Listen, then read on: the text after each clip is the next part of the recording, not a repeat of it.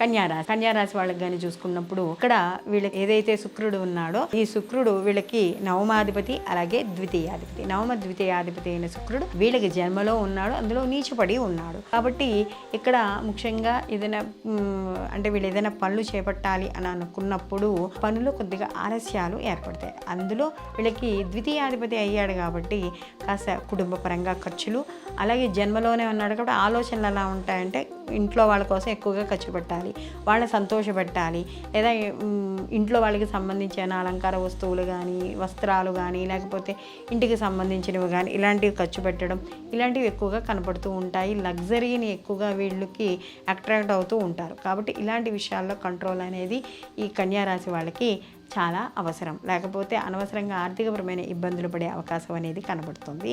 అలాగే వీళ్ళు ఏదైనా విద్యల కోసం లేదా ఫ్యాషన్ డిజైన్ కోసం వీటి కోసం ఏదైనా వాటిలో ఏదైనా ఉన్నతంగా చదువుకోవడం కోసం ఎక్కువగా ఖర్చు పెట్టడం అనేది కూడా జరుగుతుంది. దూర ప్రయాణాలు చేస్తారు, విహారయాత్రలకు వెళ్ళడం, ఆ ప్రయాణాల్లో కూడా కాస్త ఖర్చులు హంగులు ఎక్కువగా ఉండడం అనేది జరుగుతుంది. కాబట్టి ఈ కన్యారాశి వాళ్ళు కూడా ఆర్థికపరమైన విషయాల్లో జాగ్రత్తలు తీసుకుంటే ఈ యొక్క శుక్రుడు నీచపడి ఉన్న సమయంలో కాస్త కొంత అనుకూలంగా ఉండడం అనేది జరుగుతుంది. సహజంగా శుక్రుడు జన్మలో ఉండడం మంచి ఫలితమైనా కూడా నీచపడి ఉన్నాడు కాబట్టి ఆయన ఇచ్చే ఫలితాలు అంటే ఈ ఖర్చులలో చిన్న చిన్న భార్యాభర్తల మధ్య చిన్న చిన్న మనస్పర్ధలు ఇలాంటివి ఎక్కువగా వచ్చే అవకాశం ఉంది. కాబట్టి వాడిని కంట్రోల్ చేసుకోవడం అనేది జరుగుతుంది.